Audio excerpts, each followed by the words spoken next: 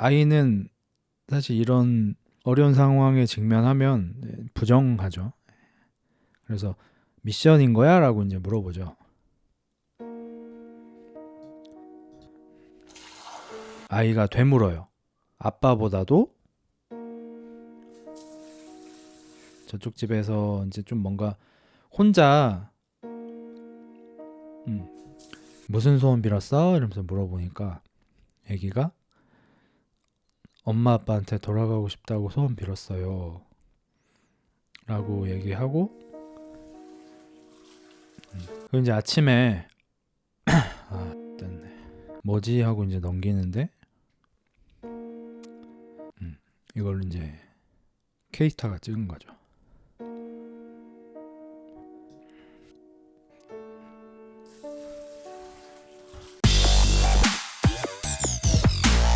오늘의 흑자 명화는 좀 짧게 할 수 있을 것 같아요.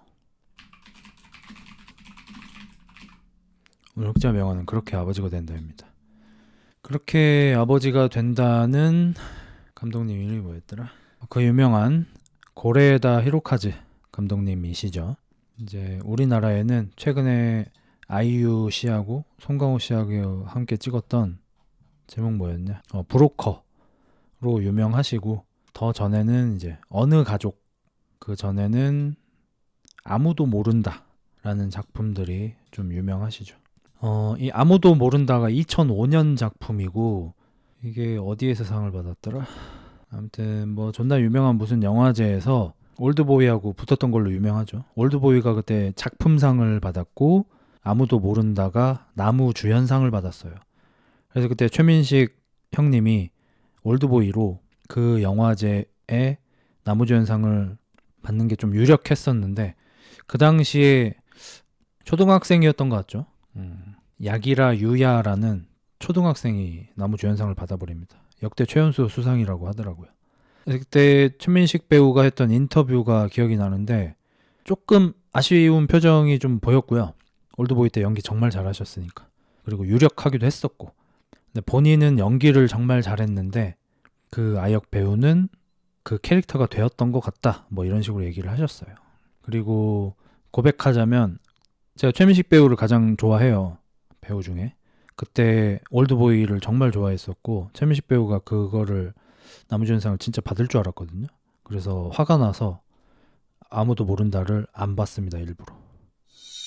제가 그때 약간 허세병이 있어서 어디 영화제에서 상 탔다 뭐 이러면 누구 연기 잘했다 이러면 일부러 찾아서 보고 그럴 때였는데 최민식 배우가 수상을 못한 거에 화가 나가지고 일부러 아무도 모른다를 안 봤고 아직도 안 봤어요. 근데 조만간 한번 보겠습니다.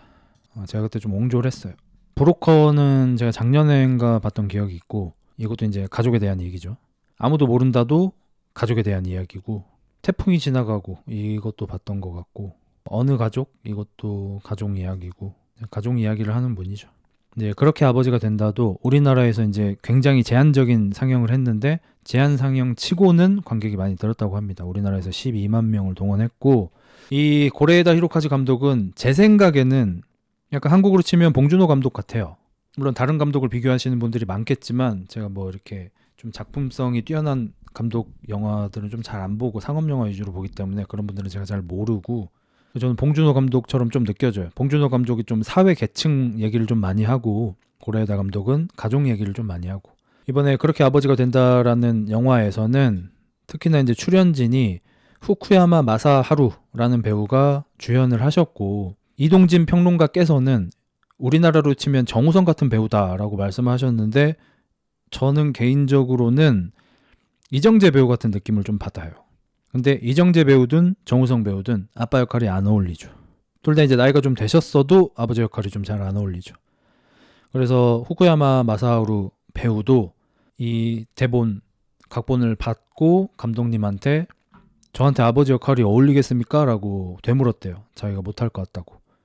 그러니까 감독님이 그래서 캐스팅하는 겁니다 라고 했다고 하죠. 아빠 역할이 잘 안 어울려서. 이분은 뭐 가수 활동도 좀 하시고 일본이 원래 좀 이렇게 복합적으로 좀 합니다. 네.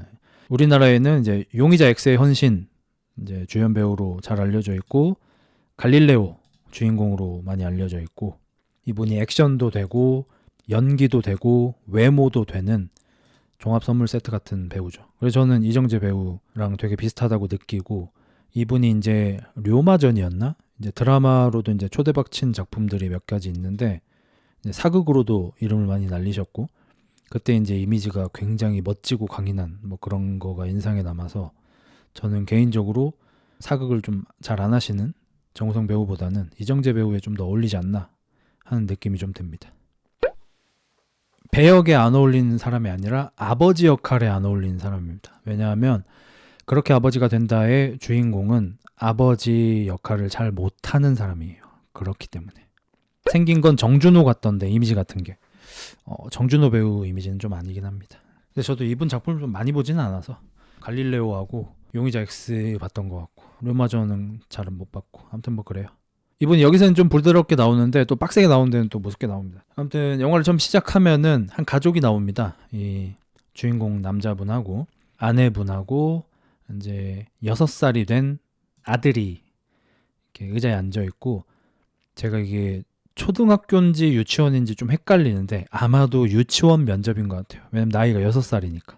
만 6세, 우리 나이로 7세인 것 같아요. 일본은 유명 사설 유치원, 뭐 초등학교도 마찬가지긴 한데 유명 사설 유치원 경쟁률이 어마무시하게 세다고 하죠. 그래서 사립 유치원 좀 좋은 데에 들어가기 위해서는 부모가 함께 면접을 봐야 되고, 부모하고 아이하고 함께 이렇게 시간을 보내고 노는 거를 채점을 하기도 하고, 뭐 개인적인 면담 같은 것도 하고, 뭐 이런 면접을 보러 올 때 입어야 하는 옷까지 다 정해져 있고 하는 등 엄청나게 빡세다고 알려져 있습니다.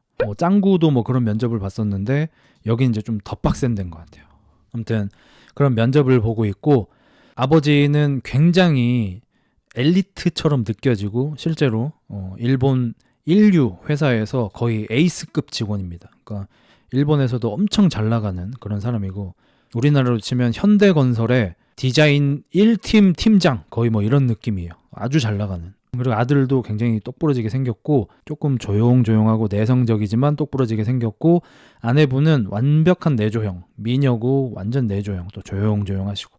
이제 아버지하고 아이하고 질문에 대답을 하나씩 하는데 다들 대답을 잘해요. 그리고 아이한테는 가장 좋아하는 계절이 뭐야? 라고 물어보니까 여름입니다. 이번 여름엔 뭐 했어요? 아버지하고 같이 캠핑 갔습니다. 뭐 이런 얘기를 해. 근데 이 뒤에 나오는데 이 여름에 캠핑 간 게 구라예요. 이상적인 중산층이네. 중산층보다 약간 위 같긴 한데 중산층 상층. 여름에 캠핑 간 게 구라예요. 아빠가 바빠서 잘 못 놀아주셔. 근데 저도 이거 다시 봐서 좀 보인 건데, 보통 자기 아이가 이런 면접 자리라고 한들 뻔뻔스럽게 캠핑을 안 갔는데 캠핑 갔다고 이렇게 면접관한테 얘기하는 걸 보면은 난 좀 싫을 것 같거든. 내가 만약에 아빠면. 근데 되게 대견하다는 듯이 아이를 보면서 이렇게. 그러니까 나는 적어도 여기에서 티는 못 내더라도 최대한 이렇게 뭐 약간 억지 웃음을 짓는다든지 이런 연기를 할 것 같거든. 근데 뭐 당연히 감독의 연출이겠지만 정말로 자랑스럽다는 듯이 보고 이렇게 웃습니다. 그리고 이 면접이 끝난 다음에 아이한테 물어봐. 여름에 캠핑 간 적 없는데 왜 그렇게 얘기했어? 면접을 어떻게 봐야 하는지 알려주는 학원이 있나 봐. 그 학원 선생님이 그렇게 얘기하라고 했대. 그러니까 엄청 대견해합니다. 그래서 이 아버지는 오늘 또 마침 나르 소시오 뭐 이런 얘기가 좀 나왔는데 약간 그런 성향이 있어요. 나르의 성향도 살짝 보이고 소시오의 성향도 살짝 보이고. 그래서 아버지로서의 역할은 좀 많이 아쉽고 회사원으로서는 아주 엘리트 그 자체입니다. 돈 꼬라박는 기분이 나는구만은. 이제 이 면접 보자마자 바로 회사로 가요. 저녁인데도. 토요일 저녁일 겁니다, 아마도. 근데 회사를 가면은 이제 곡성의 아쿠마 할아버지가 퇴근을 하고 계셔. 그냥 잠깐 나왔대. 이거 뭐 들켜버렸구만 이러면서. 자기는 이제 가족들 만나러 간다고, 이렇게 유능한 부하 직원이 있으면은 나 같은 사람은 가족들이나 돌봐줘야지 이러면서 가셔. 근데 이게 진짜 허례허식으로 얘기하는 게 아니고 정말 진심으로 이 남자 주인공이 너무 잘해, 일을. 기가 막히게 일을 잘해. 그래서 진짜로 믿고 맡기고 이제 가는 겁니다. 그래서 이제 여기 아내분은 사실 그냥 공립이나 일반적인 유치원 같은 데도 좋다고 생각하는데 아빠가 굉장히 푸시를 하고 있고, 이 아버지가 아마 이 유치원 출신인 것 같아요.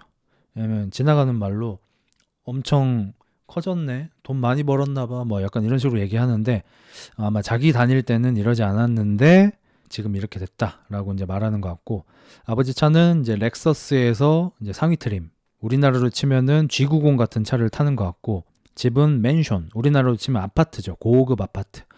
일본이 최근에는 맨션 가격, 아파트 가격이 굉장히 올라가고 있어요. 도쿄의 아파트 가격이 엄청나게 올라가고 있는데 일본은 전통적으로는 우리나라에 비해서 아파트 가격이 그렇게 높진 않습니다. 주택을 더 선호하죠, 일본은. 근데 여기 엘리트답게 굉장히 고급 아파트에서 살고 있고요. 그리고 아빠가 돌아와서 아내는 완벽하게 이렇게 내조형이시라 이제 요리하시고 막 이렇게 하고, 아들한테 피아노 잘 쳤냐고 이렇게 좀 약간 검사를 합니다. 아들이 가서 이제 피아노를 또 쳐요. 피아노를 치는데 아빠가 아들 옆에서 같은 곡을 똑같이 이제 화음을 넣어가지고 이렇게 쳐주고, 거기에 맞춰서 아내분은 칼질을 하셔요. 팔을 이렇게 써서. 너무 행복한 가정이죠.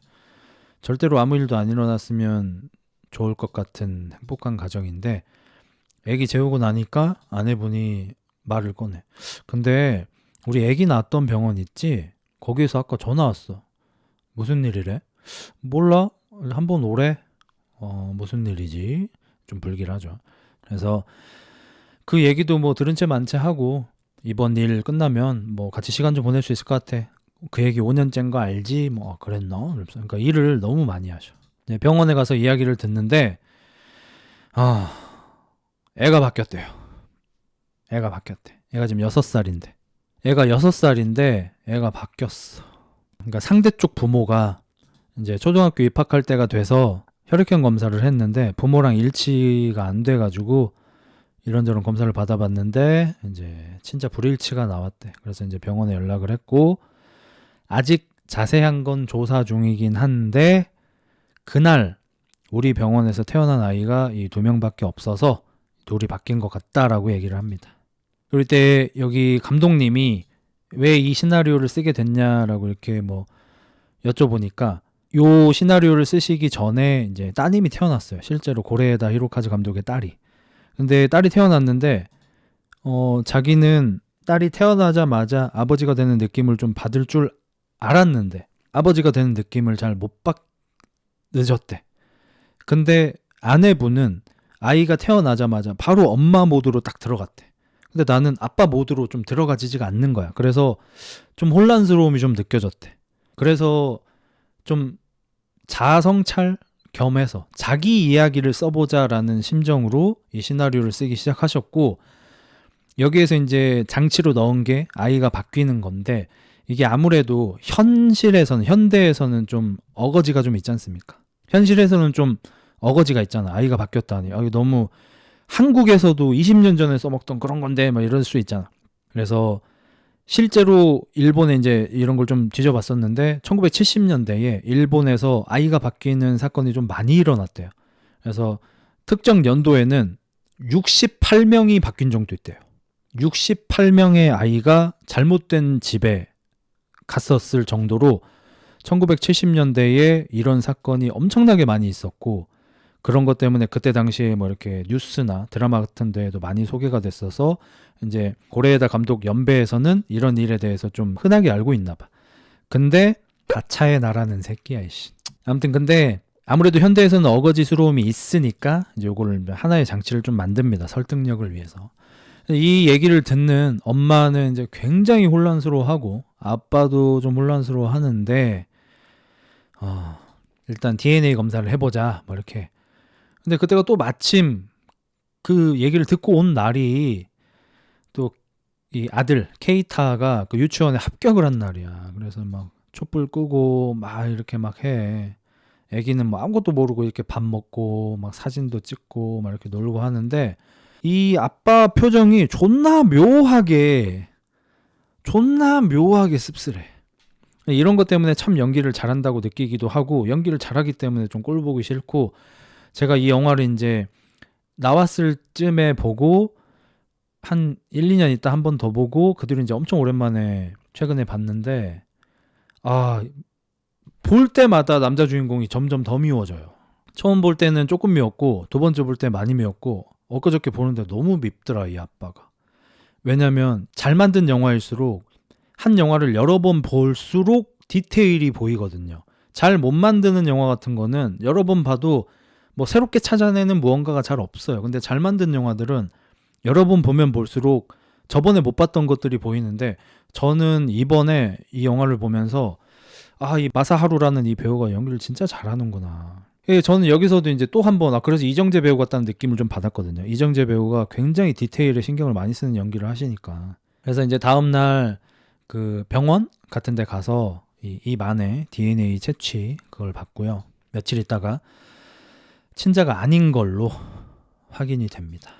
그 얘기를 듣고 돌아가는 길에 이 영화에서 유일하게 이제 화를 내는 장면이 나오는데, 마사하루 아빠가 엄마를 옆에 태우고 운전을 해서 가다가 이제 신호 대기에 걸려서 기다리고 있다가 갑자기 창문을 팍 치더니 마사카 역시 그랬구만 이러는 거야.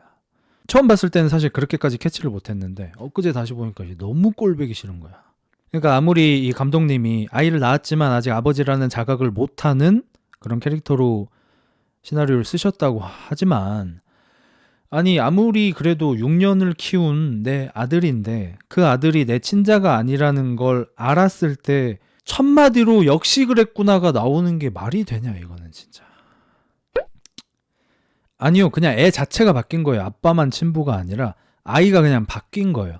그리고 이제 또 여기서 또 알 수 있는 게, 이 남자는 엄청 확실한 성격이고 역시 그랬구나라고 생각을 한다는 거는 그동안 자기를 좀 안 닮았다는 생각을 해왔다는 거잖아. 근데 친자 확인 검사는 한 번도 안 해본 거죠. 그 말은 이 부부는 굉장히 돈독하고 단 1의 의심도 없는 그런 사이라고 볼 수 있는 거죠. 그리고 여기서 이제 엄마의 표정은 안 보여줍니다. 영리하게 좀 안 보여줘요. 돌아와서 이제 왜 이렇게 우리가 눈치를 못 챘을까 뭐 이런 얘기들을 좀 나누곤 하는데, 뭐 그런 건 그렇게 중요하지 않고, 이제 차를 타고 좀 먼 데까지 갑니다. 그 먼 데라고 하면은 이제 그 병원이 있는 곳. 그래서 예전에 이 병원에서 아이를 낳았잖아. 이 지역은 현재 살고 있는 도쿄하고 좀 멉니다. 여기가 이 여자분 고향 근처예요. 그러니까 주인공네 부부 와이프네 고향 근처. 그러니까 일본 같은 경우는 우리나라 예전처럼 아직도 아이를 낳을 때 우리 집 근처가 아닌 좀 친정 근처에서 낳는 경우가 아직도 꽤 많다고 하더라고요. 좀 놀라긴 했는데, 친정 엄마가 케어를 좀 해주고, 우리나라는 당연히 집 근처에 있는 좋은 병원에 가서 낳고 무조건 그 애기 낳고 가는데 산후조리원 가서 케어를 받잖아.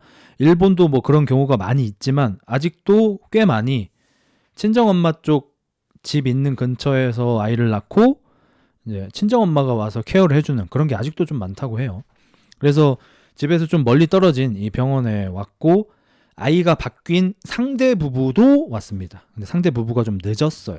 이게 들어오는데 그쪽 이제 아내분은 상당히 미인이시고 아저씨는 나이가 꽤 많으시고 얼굴도 못생겼어요. 이제 이분이 사실상 고레에다 히로카즈 감독의 페르소나가 아닐까 싶을 정도로 이분 영화에 정말 많이 출연을 하시는 릴리 프랭키라는 배우이신데, 남자 배우신데 이름이 릴리 프랭키예요. 좀 특이하긴 하시죠. 근데 이분이 연기를 정말 기가 막히게 하고, 우리나라로 치면은 대구박 엄청 큰 그 배우 이름 뭐지? 밥 주면 좋아하고 막 그 베테랑에 나오시는 오달수 배우하고 송강호 배우의 딱 중간쯤 되는 포지션인 것 같아. 오달수 배우하고 되게 비슷한 외형이시지만 조금 더 좀 진중함과 무거움이 조금 더 있고, 송강호 배우와 오달수 배우의 딱 그 중간쯤 되는 분이신 것 같아. 그리고 연기를 정말 정말 잘하시고, 들어오는데 약간 뭐 허당기도 좀 있고, 뭐 왜 늦었는지 와이프 탓하고 막 이런 식으로 얘기를 해서 약간 가벼워 보이는 느낌입니다. 그리고 뭐 그렇게 금전적으로 그렇게 여유가 있어 보이지는 않고, 서로 이제 아들의 사진을 나눕니다. 왜냐면 진짜 아들이 어떻게 생겼는지 보긴 해야 될 거 아니야. 앞으로 어떻게 할지는 모르겠지만 서로 이제 사진도 교환하고 뭐 동영상도 이렇게 보여주고, 여기에서 이제 주인공네 부부의 아내분의 성격을 좀 알 수 있는 게 뭐냐면, 이 좀 지속적으로 어떻게 자기 아이가 바뀐 걸 몰랐는지에 대한 죄책감을 좀 갖고 있어요. 이분만. 두 부부니까 4명이잖아. 이 4명 중에 이분만 아이가 바뀐 것을 알아채지 못했다는 죄책감을 가지고 있어요. 처음부터 뒤에까지 계속. 그리고 여기서 이 감독님이 정말 영리하게 이 설정 같은 걸 잘했다고 느끼는 게 아이들의 나이가 6살, 우리 나이로 7살, 학교 들어가기 직전이에요. 이게 정말 묘한 나이인 게 아마 좀 더 어렸다면 바꾸는 쪽으로 해야 한다고 생각하는 사람이 더 많았을 거고, 나이가 좀 더 들었다면 안 바꾸는 쪽으로 해야 된다고 생각하는 사람이 더 많았을 것 같아요. 근데 이 6살이라는 나이가 내 친자가 아니라는 걸 알았을 때, 그리고 내 친자가 다른 부부 손에 키워지고 있다는 걸 알았을 때 바꾸기도 애매하고 안 바꾸기도 애매한 정말 묘한 나이인 것 같아요. 그래서 여기서 이제 곧 있으면 학교 들어갈 나이가 되니까 뭐 그전에는 좀 정해야 되지 않겠냐, 뭐 개나 고양이도 아니고 뭐 어떻게 뭐 이걸 정하냐, 아무것도 정할 수가 없어. 그리고 다들 이렇게 조심스럽게 얘기하고, 이걸 누가 쉽게 얘기하겠어. 그러니까 이거는 나는 아빠가 되어본 적이 없으니까 이 사람들의 마음을 정말 가늠하기가 너무 어렵고, 개는 키우니까, 아니 만약에 더 똑똑하고 더 예쁜 무슨 개가 있어, 바꾸실? 안 바꾸지 당연히. 근데 물론 그 개가 내 핏줄이 아니니까 뭐 그럴 수는 있겠지만, 하물며 개나 고양이라도 바꾸기가 너무 어려운데 아이를 어떻게 바꿔, 6년이나 키운 아이를. 그래서 내가 이 영화를 지금 다시 볼 때 이 마사오루 배우가 너무 꼴보기 싫은 거야. 그 사실을 알자마자 바로 바꿀 기세인 거야.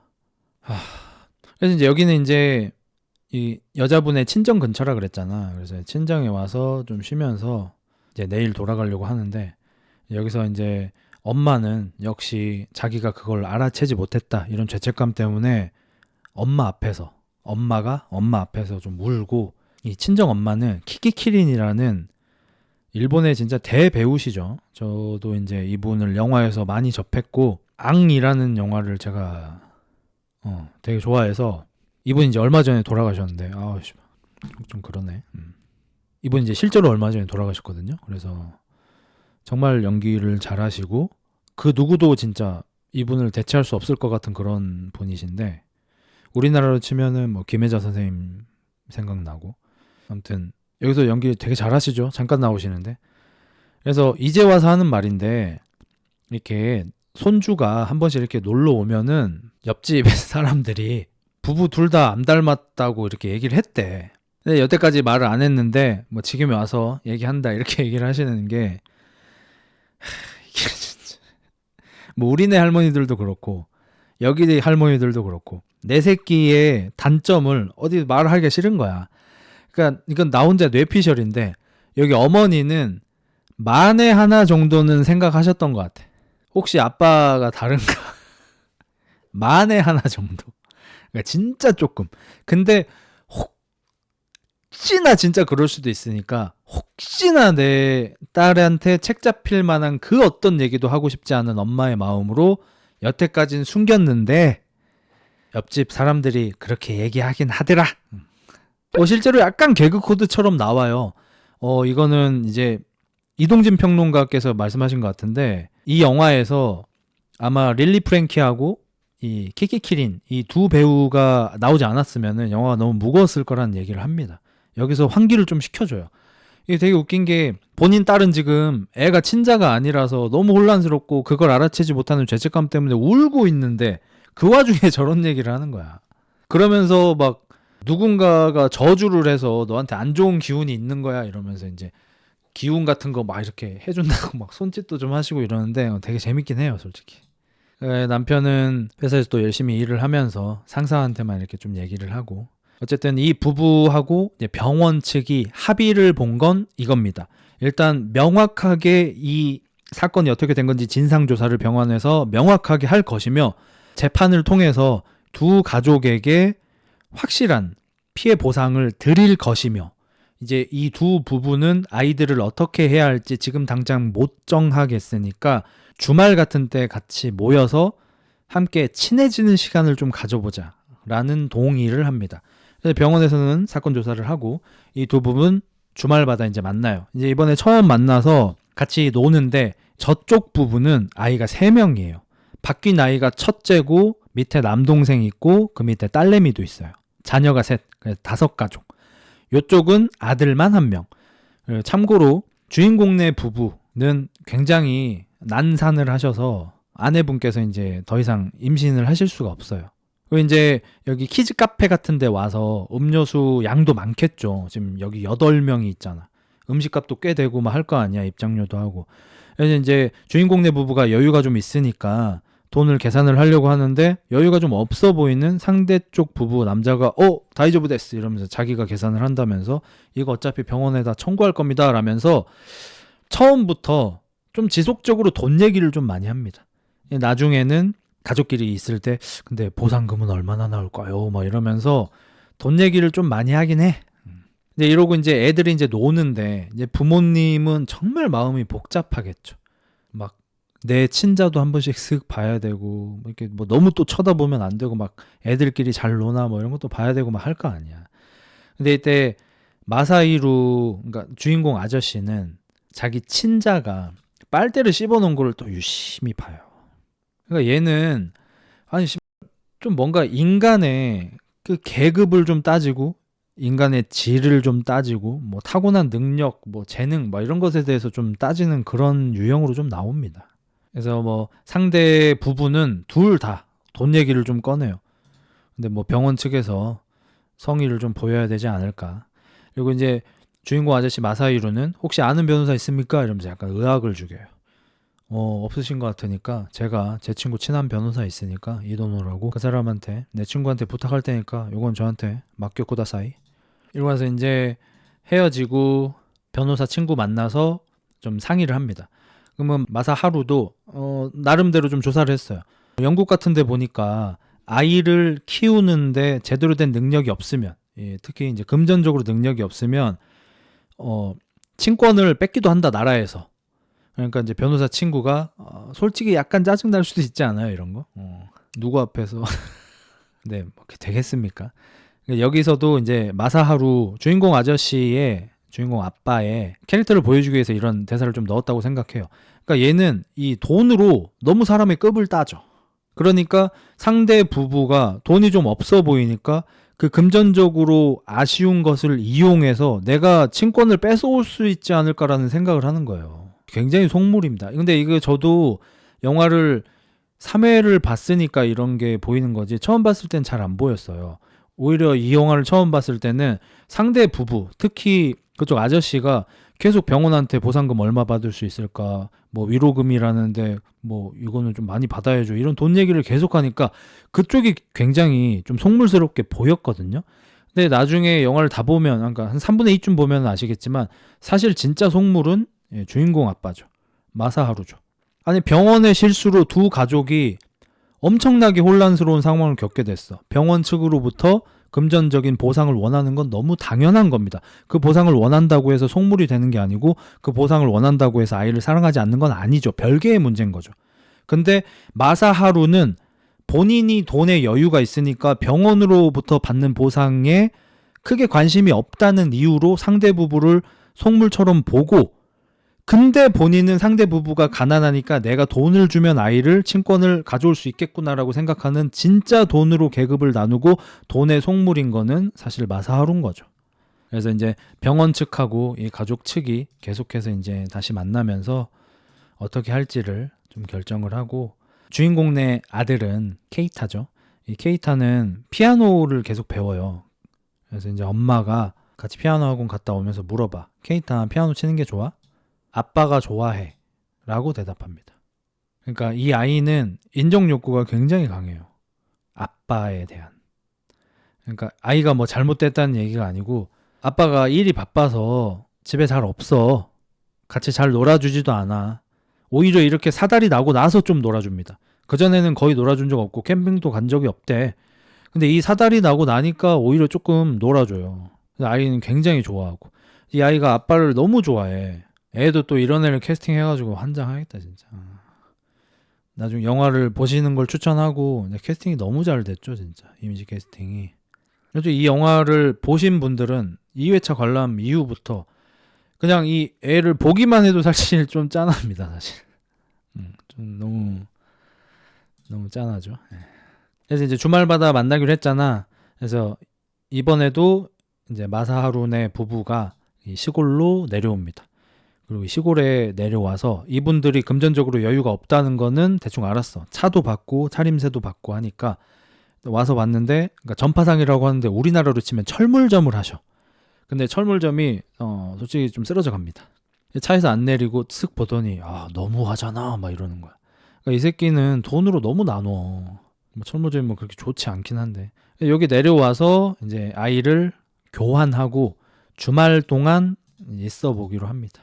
그래서 이 상대 쪽 아빠는 굉장히 친절하게 막 대해주고 애가 어색하지 않게 해주고, 그리고 여기는 이미 아이가 2명이나 더 있잖아. 이러니까 좀 솔직히 놀 애들도 많고, 여기서 이제 밥을 먹는데 교자, 만두가 나오거든요. 근데 원래 집에서는 굉장히 엄격한 식탁 예절을 지켰어야 했어요. 그래서 뭐 이렇게 뭐 이따다키마스 뭐 이렇게 하고 막 젓가락질도 잘해야 되고 엘보 올리면 안 되고 막 이런 것들을 지켰어야 되는데, 이 집은 너무 자유로운 거야. 막 손으로 만두 집어먹고. 그래서 애가 문화 충격을 살짝 받아요.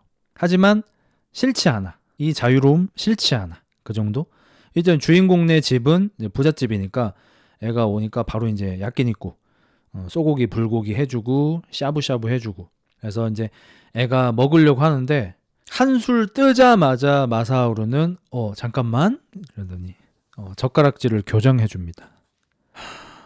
그러니까 이게 제가 이제 요즘에 이런 걸 좀 많이 찾아봐서 뭐 더 이게 좀 많이 보였겠지만, 이게 좋은 교육이 아니죠. 틀린 걸 지적하는 거 위주로 하는 교육은 좋은 교육이 아니죠. 전혀 스윗하지 않습니다. 젓가락질을 교정해 주는데. 자, 보세요. 솔직히 지금 애들도 무언가를 느끼는 상태예요. 너무 이상해요. 아니, 생전 처음 보는 가족과 갑자기 친하게 지내. 생전 처음 보는 가족과 같이 막 자꾸 어디를 다녀. 심지어 옆집도 아니고 엄청 먼데 사는 분이야. 그렇게 한 2번 만났는데 갑자기 나보고 그 집 가서 하루 자고 오래. 그리고 그 집 애는 우리 집에서 자고 온대.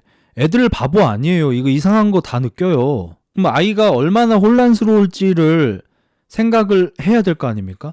그래서 저쪽 시골집에서는 뭐 집이 부유하진 않지만 아이가 안정감을 느낄 수 있게 농담을 하고 같이 막 게임 같은 걸 하고, 막 스파이더맨 사실 인간이 아니고 거미인 거 알아? 막 이러면서 막 우스갯소리도 하고 이러면서 친해지는 시간을 갖고 있는데, 여기는 지금 비싼 불고기 먹이면서 바로 젓가락질 교정이 들어가는 거야. 이건 좋은 교육이 전혀 아니죠. 이 모습을 보는 엄마도 표정이 좀 안 좋아요. 일단 전 2가지가 좀 생각되는데, 제가 방금 말한 그것도 있겠지만 이건 사실 작은 것 같고, 이 아빠가 벌써부터 이 애를 자기 애처럼 대하려고 하는 게 조금 싫은 것 같아. 엄마는 아직 얘가 내 아들이라고 받아들이기 좀 어려운 상태입니다. 그리고 아빠는 애가 씻는 동안 서재에 가서 몰래 내 친자인 애 사진을 받아왔잖아요. 본인 어렸을 때 사진하고 이렇게 비교를 해봅니다. 근데 좀 닮긴 했어. 그리고 이제 다음날 아침이 되었고, 이제 저쪽 시골집인데 주인공 부부네의 원래 아들이었던 케이타가 아침에 일찍 일어나서 창밖을 보고 있습니다. 이 장면부터 솔직히 존나 슬퍼요. 이 아이도 하필 또 이렇게 또 캐스팅을 잘해가지고, 이 조그만한 애가 6살인데 몸도 좀 작고 너무 말랐어. 하체에 힘도 없어.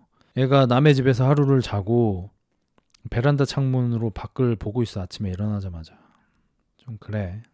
이제 이쪽 이제 도시 집에서도 애가 막 게임기도 갖고 놀고 집에 있는 장난감도 막 갖고 놀고 하는데, 지금 몇 시냐고 계속 물어봐. 집에 가고 싶은 거야. 애들은 다 싫어 지금. 당연히 너무 싫지. 이거 받아들이기도 어렵고. 그래서 신칸센 타고 애기 또 다시 바꿔요. 일요일 저녁에. 그리고 이제 원래 애를 이제 만났는데 애가 손에 좀 상처가 좀 있는 거야. 뭐 어쩌다 그랬어. 그러니까 넘어졌어. 근데 저쪽 집에서는 아무렇지도 않게 얘기해.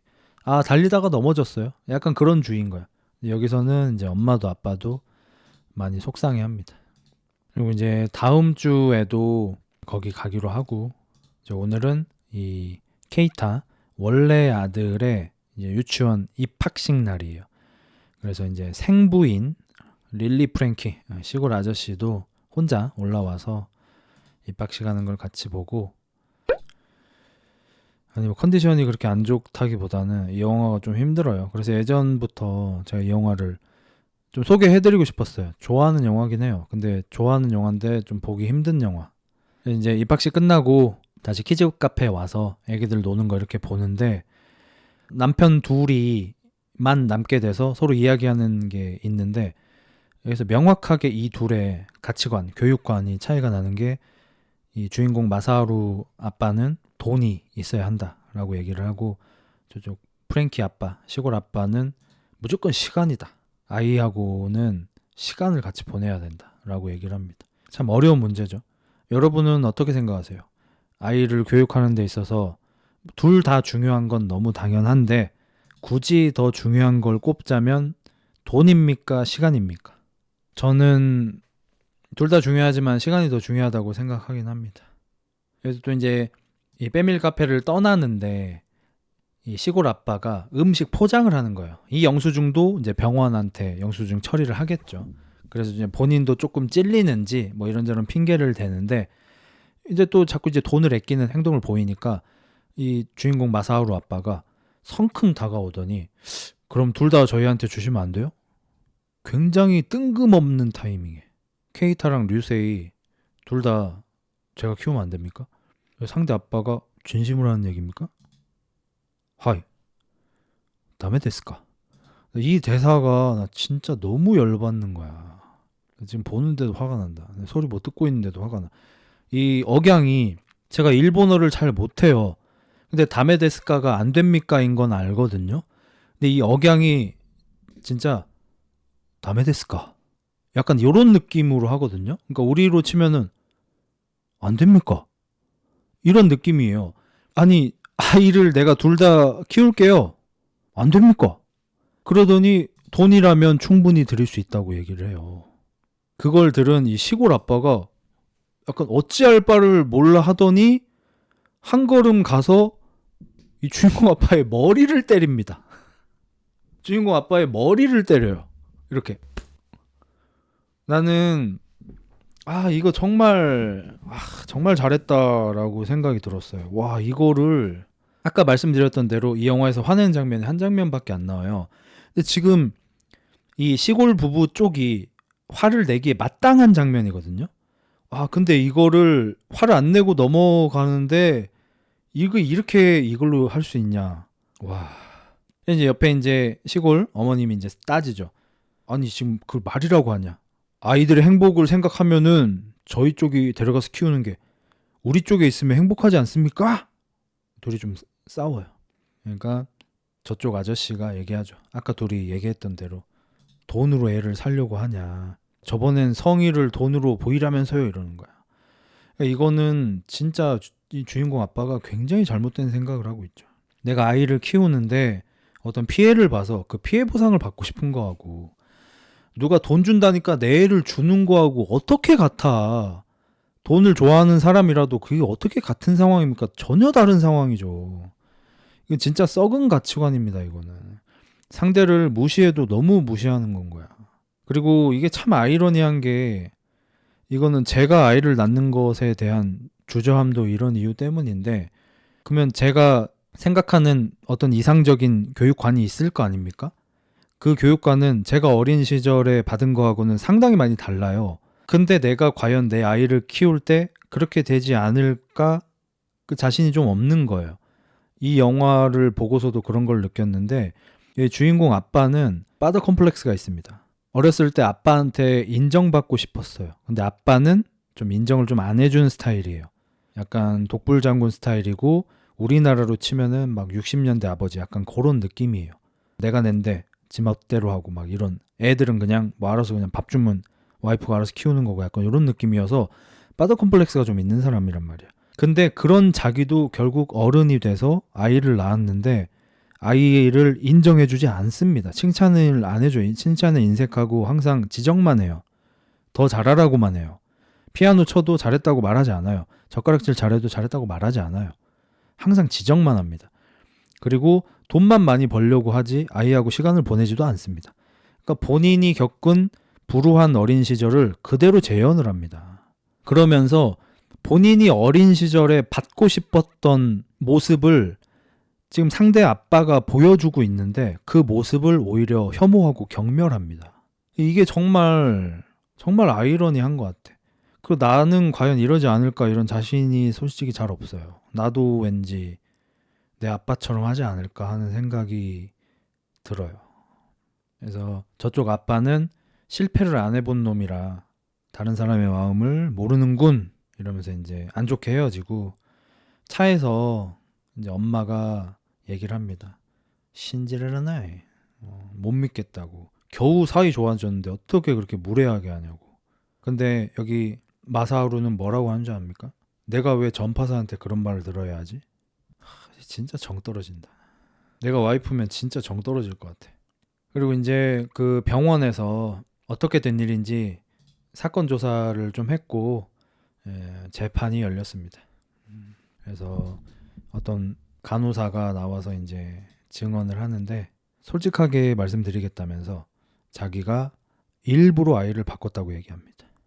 일부러. 왜 바꿨냐고 하니까 그때 당시에 자기는 이혼 경험이 있는 그러니까 돌싱 남편하고 결혼을 했어. 자기는 처녀였고 근데 돌싱 남편한테 아이가 있었는데 좀 관계가 원활치 않았대. 그래서 좀 불행한 상태였대.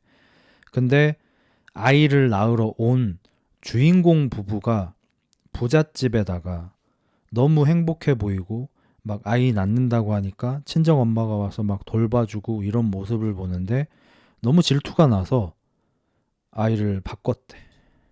그러면서 어쨌든 압도적인 도계자를 받고 두 부부한테 죄송하다고 사과도 하고 하기는 해요. 그래서 변호사가 물어봅니다. 이제 와서 왜 그렇게 솔직하게 말하냐. 자기가 지금은 아이들하고도 잘 지내고 있고 부부 관계도 좋고 이러다 보니까 너무 죄책감에 시달리었고 이제라도 좀 솔직히 말씀드리고 싶었다 라고 말을 합니다. 그래서 두 부부는 솔직히 좀 많이 화난 채로 이 간호사를 쳐다보고 막 하긴 하는데 이게 화가 좀 많이 나는 일이죠. 자기 기분 안 좋다고 남의 애를. 이제 그 와중에 마사하루는 아버지, 그러니까 할아버지죠. 아버지가 좀 몸이 안 좋다는 소식을 듣고 친형과 함께 이제 본가에 방문을 합니다. 그 본가에는 이제 엄마는 이제 어렸을 때 이혼을 했고 새엄마가 와 있는데 이 새엄마도 어차피 결혼 생활 하신 지 이제 수십 년이 되신 거죠. 20년 이상 되신 거고. 아버지가 좀 건강이 안 좋은 편이시긴 한데 뭐 그렇게 안 좋진 않고. 아버지 캐릭터가 여기 나오는데 아까 말씀드린 대로 우리나라 막 한 7, 80년대 막 그런 아버지 같고 굉장히 가부장적인 그런 느낌이 물씬 나고요. 여기 주인공의 이제 형은 좀 부침성이 있어서 아빠랑도 새엄마랑도 좀 이야기를 잘 하는데 주인공은 좀 대화 같은 것도 좀 잘 못 끼고 새엄마한테 지금 새엄마가 된 지 20년이 넘었는데도 엄마라는 소리도 안 합니다. 근데 그때 이제 또 주인공의 아빠가 얘기하죠. 피는 중요한 거다. 네 애는 점점 널 닮아갈 거고 그쪽 애는 점점 그쪽 아빠를 닮아갈 거다. 너 그거 견딜 수 있냐? 말이랑 똑같다 인간도. 피가 중요하다. 바꾸라는 얘기죠. 그래서 이제 원래 아기가 이제 다시 집에 있는 시간이고 피아노 콩쿠르 대회가 있어서 주인공네 부부하고 케이타하고 피아노 콩쿠르를 참가를 합니다. 근데 케이타가 피아노를 치는데 사실 그렇게 잘 치지 않아요. 뭐 여러분도 아시겠지만 한 초등학교 1학년 수준만 돼도 재능 있는 아이들은 엄청 잘 치잖아요. 근데 케이타는 그 정도까지는 좀 안 되고요. 그래서 내려오고 나서 다음 아이가 이제 치러 올라갔는데 엄청 잘 쳐요. 그러니까 케이타는 엄마 아빠한테 쟤 진짜 잘 치지 이러고 이렇게 연주가 끝나고 나니까 막 이렇게 박수도 쳐주고 막 이래. 그럼 사실 나라면 이거 내가 남의 일이라 그런지 모르겠는데 만약에 나라면 내 아이가 다른 아이가 잘 치는 걸 보고 샘을 내면 더 싫을 것 같고 내 아이가 이렇게 다른 아이가 잘 치는 모습을 보고 쟤 되게 잘 치지 이러면서 박수를 쳐준다면 너무 예뻐 보일 것 같거든. 내 아이가 그런다면. 근데 여기 주인공 아빠는 이 모습을 보고 케이타 너는 분하지도 않아? 그렇게 치면은 아무 의미 없어 막 이러는 거야 또. 아니 너무 좀 화가 좀 나 솔직히 얘기해서. 계속 이제 이런 모습을 보이니까 집에 와서 애기 재우고 거실에서 이제 약간 부부가 다툼이 있습니다. 이제 아내분이 아니 자기한테 맡기라고 해놓고 결국에는 아이 바꾸는 거 말고는 방법이 없는 거네. 그리고 근데 이 얘기는 안 하려고 그랬는데 당신 케이타가 당신 아들 아니라는 얘기 듣고 뭐라고 했는지 알아? 알아. 뭐 어쩌다 그렇게 됐지 이랬잖아. 안 그랬거든. 당신 어쩐지 라고 했거든. 나는 그거 죽을 때까지 안 잊어버릴 거야. 그래서 이렇게 거실에서 나름 조용하게 싸운다고 싸우는데 애기가 방에서 그걸 다 듣고 있어요. 그리고 이제 또 내일이면 또 애를 밖으로 가야 돼. 아마 내일은 완전하게 바꾸는 날일 거예요. 그래서 원래 평소에 그러지도 않으면서 케이타 데리고 공원에 가서 같이 놀면서 사진도 좀 찍어주고 사진기 주면서 너도 찍어봐 해서 애기가 아빠도 한번 찍고 갑자기 카메라 케이타한테 줄게 이러는 거야. 케이타가 굉장히 어색한 표정을 지으면서 이란 나이 필요 없어 라고 얘기합니다. 솔직히 이 장면도 너무 많이 슬펐는데 어젯밤에 그 부부싸움 하는 소리를 안 들었으면은 좋아했을 거예요. 카메라를 준다고 하면. 근데 어젯밤에 그 얘기를 들어서 필요 없다고 말하는 걸로 보였어요. 저는. 자기가 버려질 걸 아는 애가 어떤 마음일지 사실 이거 누가 알겠습니까? 이건 아무도 모를 거야. 그래서 애기 재우고 이제 애기 짐을 싸고 이제 내과 같은 데서 이제 같이 놀고 애들을 이제 완전히 바꾸는 날이에요. 이제 어제 식탁에서 한 얘기긴 한데 케이트한테도 사실 얘기를 했습니다. 이제 저쪽 아줌마 아저씨 집에 가서 살아야 된다 라고 얘기하니까 애가 뭐라는 줄 알아? 미션이야? 라고 물어보는 거야. 여기 주인공 아빠가 얘한테 이제 무언가를 좀 시킬 때 애가 좀 성취욕이나 열정 같은 걸 느끼게 하고 싶었나 봐. 그래서 뭘 할 때마다 미션이라는 얘기를 많이 했어. 뭐 피아노 잘 치기 미션 뭐 이런 거 있잖아. 얘는 지금 자기가 버려지는 걸 알아. 다른 집에 가서 살아야 되는 걸 알아. 근데 저녁밥 먹는 자리에서 아빠가 내일부터는 그 아줌마 아저씨 집에서 자야 돼 라고 말을 하면 애도 사실 알아서 내 친엄마 친아빠가 그 사람들인 거야 라는 말을 할 수도 있겠죠. 근데 아이는 사실 이런 어려운 상황에 직면하면 부정하죠. 그래서 미션인 거야? 라고 이제 물어보죠. 이제 얘가 이제 아빠가 이제 시내가에서 이제 대충 설명을 해줘요. 저쪽 아저씨 아줌마도 케이타가 너무 좋대 라니까 아이가 되물어요. 아빠보다도? 그러니까 그 아줌마 아저씨가 아빠보다 날 더 좋아한대? 라고 물어보는 거죠. 예. 와, 존나 힘드네 이거. 그래서 이제 뭐 다 같이 사진 찍고 헤어지고 이제 아이를 바꿔서 데려왔습니다. 이제 주인공네 부부고 자기 친자를 데려왔죠. 그리고 이 아저씨가 이제 티다 보니까 종이에 써서 이제 보여줘요. 뭐 이렇게 식탁 예절, 이 집에서 하면 안 되는 거, 해야 되는 거 막 이렇게 써서 또 애를 오자마자 옥죄는데 마지막에 아줌마 아저씨라고 하지 말고 엄마 아빠라고 부를 것이라고 써 있으니까 류세이가 난데 왜? 물어봐. 자세히 설명은 못 해주고 내가 네 친아빠야라고 말은 못하고 그냥 뭐 그렇게 되기로 했어. 왜 그렇게 됐는데? 난가 왜 그럴까? 난데 막 애는 이해를 못하죠. 내 아빠 아니잖아. 제대로 이제 설명을 못 해주죠. 이거 누가 뭐 제대로 설명을 해주겠어요. 그리고 이제 케이타도 이제 저쪽 집에 갔잖아요. 저쪽 집에서 이제 좀 뭔가 혼자 이제 혼자 자꾸 이제 조용한데 이제 혼자 있으려고 해 애가. 근데 다행히 이제 이쪽 집은 뭐 이렇게 뭐 규율을 따지고 이 집에서 뭘 해야 되고 안 해야 되고 오늘부터 나 엄마라고 불러야 되고 이런 게 일절 없어요. 그냥 아이가 힘들어 보이니까 그냥 안아주고 같이 목욕하고 같이 밥 먹고 아무 얘기도 안 합니다. 이 와중에 이제 주인공 아빠는 회사에서 약간 좌천을 당합니다. 이거 제가 좀 오해했었는데 이 곡성 아저씨가 악역을 좀 많이 맡으시다 보니까 솔직히 유능한 부하를 실컷 부려먹고 승진을 시키지 않고 좌천을 시키는 그런 스토리가 워낙 많기 때문에 일본도 그런 게 아닌가 약간 의심을 했었는데 이제 진심으로 부하 직원을 위한 거였더라고요. 약간 그 산림부, 그러니까 숲을 만드는 부서로 갑자기 보내버립니다. 여태까지 굉장히 대형, 초대형 건물의 프로젝트 같은 걸 맡는 사람이었는데 갑자기 나무 관리부 막 이런 데를 보내버려. 산림 관리부 같은 데로. 근데 나중에 알고 보니까 진짜로 직원을 아꼈나 봐.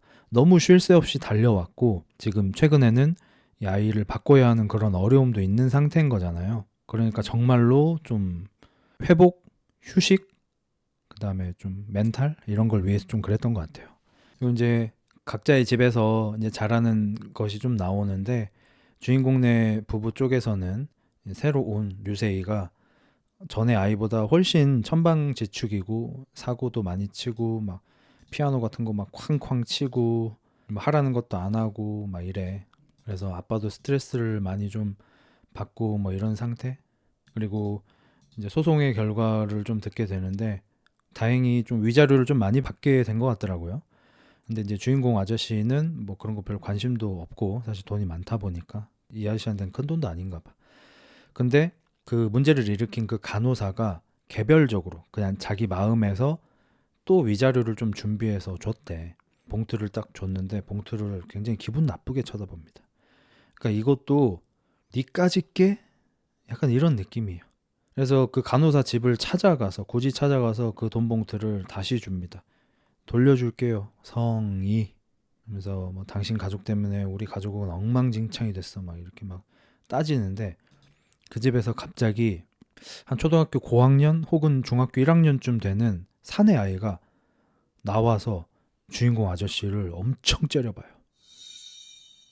이 간호사의 친아들은 아닙니다. 재혼 가정이잖아요. 이 간호사는 처녀인 상태에서 자녀가 있는 남자한테 시집을 온 거거든요.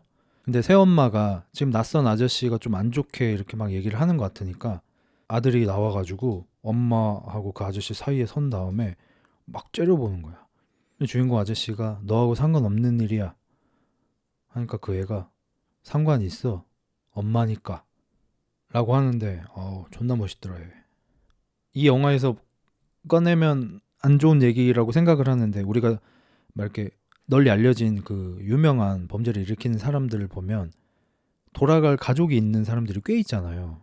그리고 엄청 큰 사고를 쳐도 뭐 부모나 뭐 부부 뭐 이런 사람들 보면은 막 쉴드를 쳐주고 막 내 아들이 뭐 내 딸이 뭐 내 와이프가 내 남편이 뭘 그렇게 잘못했냐 막 이런 사람들도 좀 있잖아.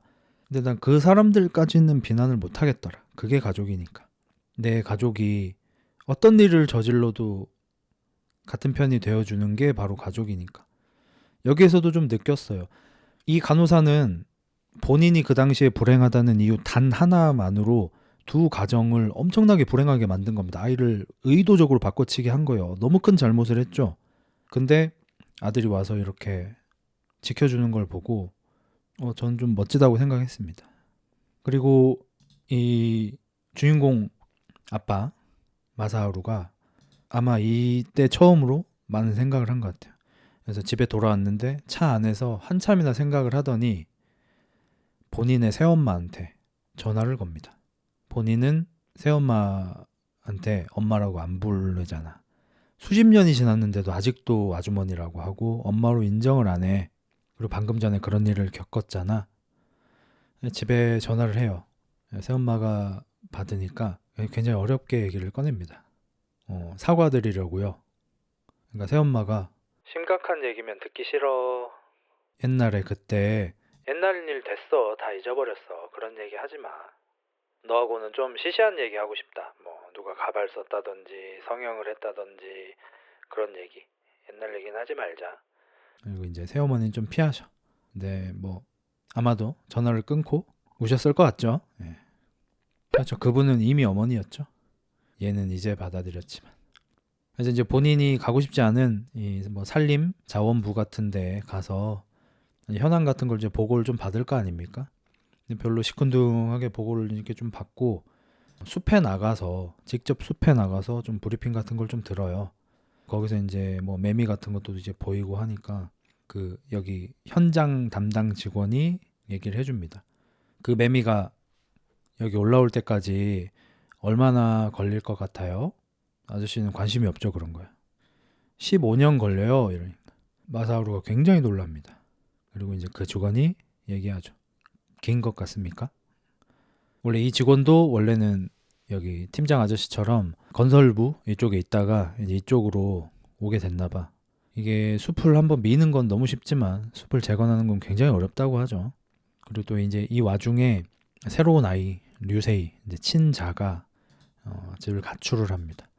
그리고 용케도 신칸센을 혼자 타고 이제 초등학교 1학년도 안 된 애가 신칸센을 타고 본가로 가버려. 그래서 연락을 받고 급하게 차 타고 내려와서 보니까 애가 이제 막 밥 먹고 놀고 있는 거야. 이제 마사오루는 또 화를 냅니다. 아니 애를 여기서 이렇게 하면 어떡합니까? 우리 약속이 있지 않습니까? 그럼 애가 왔는데 밥도 안 먹이고 그냥 보낼까요? 어쨌든 어떻게든 할 테니까 류세이 빨리 오라고 하세요. 그때 케이타도 거기 있잖아요. 친자식인 줄 알고 키웠던 케이타도 거기에 있잖아. 지금 모습이 보이지는 않아요. 좀 바깥쪽에서 이야기하고 있어서. 근데 소리는 들려요. 근데 케이타가 아빠 목소리가 들리니까 잠깐 기다렸다가 이불 넣어두는 가구 같은 곳으로 안에 숨어 들어갑니다. 뭐 다른 사람들은 어떻게 느꼈을지 모르겠는데 저는 좀 과몰입해서 그런지 자기가 잘 안 보여서 아빠가 자기를 안 데려간다고 믿고 싶은 그런 상태인 것 같아요. 현실을 부정하고 싶은 상태. 자기가 다른 집에 가는 걸 알았을 때도 미션이냐고 물어보고 저쪽 아저씨 아줌마가 너 좋아한대라고 얘기를 들었을 때도 아빠보다 더 좋아한대라고 물어보고 아빠가 여기까지 와서 다른 아이를 데려가고 자기를 데려가지 않는 걸 좀 직면하고 싶지 않아서 어두운 곳으로 숨어버리고 하는 그런 것들이 근데 다행히 이제 여기 아저씨가 장난을 많이 쳐가지고 좀 풀어줘. 그리고 이 마사하루도 그래도 조금씩은 변해서 솔직하게 얘기를 합니다. 가출을 했다가 이제 데려왔잖아. 애가 이제 잠들어 있는데 사실은 자기도 가출했었다고. 엄마 보고 싶어가지고.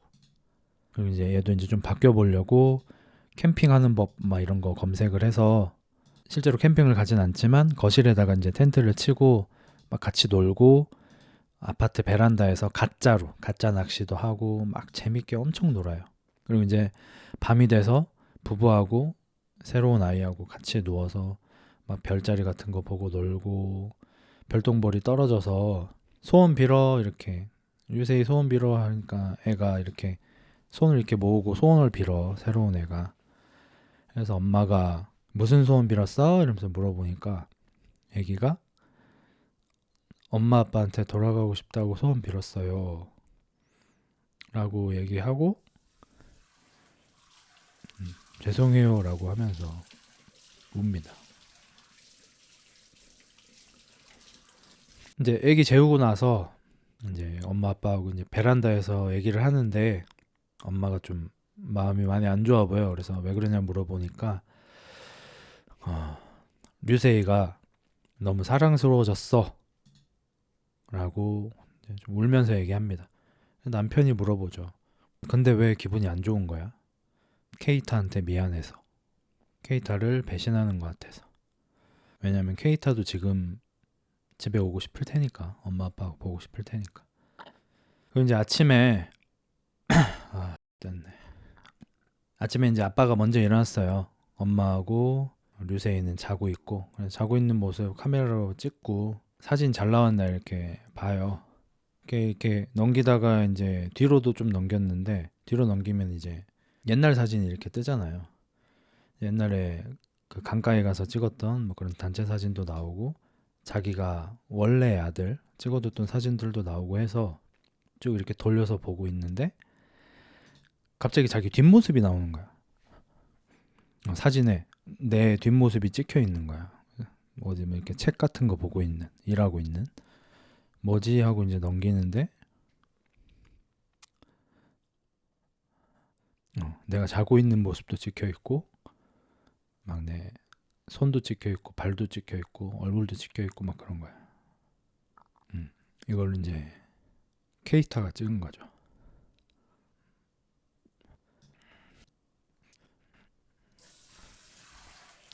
그러니까 얘가 자기가 이제 다른 집에 가야 되는 걸 알게 되고 나서 자기 나름대로 아빠를 기억하는 방법이었던 것 같아요.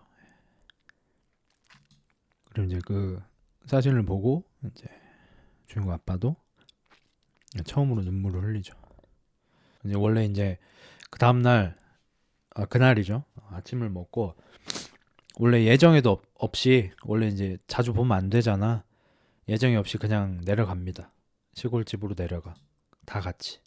그리고 이제 예정이 없이 갔다 보니까 원래 아이인 케이타를 보게 돼요. 그 시골집에서. 당연히 마사하루 이 주인공 아빠는 케이타를 보러 내려간 겁니다. 네, 케이타가 아빠를 보자마자 밖으로 도망을 쳐요. 그리고 아빠가 케이타 이름을 부르면서 쫓아가는데 계속 빠른 걸음으로 아빠를 보지 않고 계속 멀리 도망갑니다. 그래서 아빠가 케이타를 부르면서 그냥 멀어지지만 않게 계속 쫓아가요. 그러다가 이제 어느 갈림길이 나와요. 이제 평행으로 가게 되는 갈림길이 멀어지는 갈림길이 아니고 그냥 평행으로 가게 되는 갈림길에 좀 더 높은 곳에 아이가 걸어가고 아빠는 그 뒤로 가지 않고 다른 길 쪽으로 해서 옆에서 이렇게 쫓아갑니다.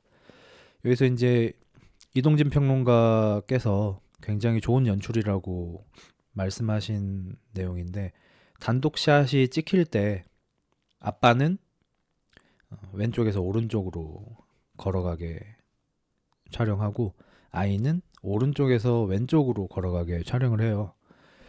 그래서 사실은 평행인 길을 서로 걸어가고 있어서 만나지 못하잖아요. 근데 연출상으로는 마치 서로가 서로한테 걸어가고 있는 것처럼 이렇게 연출이 되고 굉장히 좋은 연출이었다고 합니다. 저도 뭐 기술적으로는 하나도 모르지만 저도 굉장히 참 잘 찍은 장면 같아요. 그리고 아빠가 아마도 처음으로 생전 처음으로 이 사람은 사과를 하는 사람이 아니잖아요. 어디 가서 잘못을 해도 사과를 하지 않고 아쉬운 것도 없고 이랬던 사람인데 케이타한테 얘기를 합니다. 좀 멀리 떨어져 있죠. 그래서 케이타 고맙네 미안해. 아빠가 케이타가 보고 싶어서 약속 깨고 그냥 와버렸어. 케이타가 얘기합니다. 아빠는 아빠 아니야. 그런데 6년 동안은 아빠였어.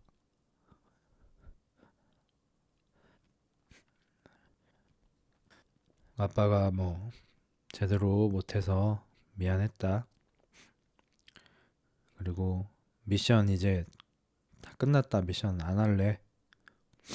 그렇게 아들한테 사과를 하면서 이렇게 걸어가요. 피아노. 사실 아빠도 치다가 그만뒀어. 이렇게 한참 걸어가니까 또 평행했던 길이 이렇게 다시 모여요. 길이 다시 하나가 되고 아빠가 무릎 꿇고 아이를 안아줍니다. 아마도 아빠가 웃으면서 아이를 안아준 첫 장면이 아닌가 싶어요. 그리고 이렇게 영화가 끝납니다. 그렇게 아버지가 된다.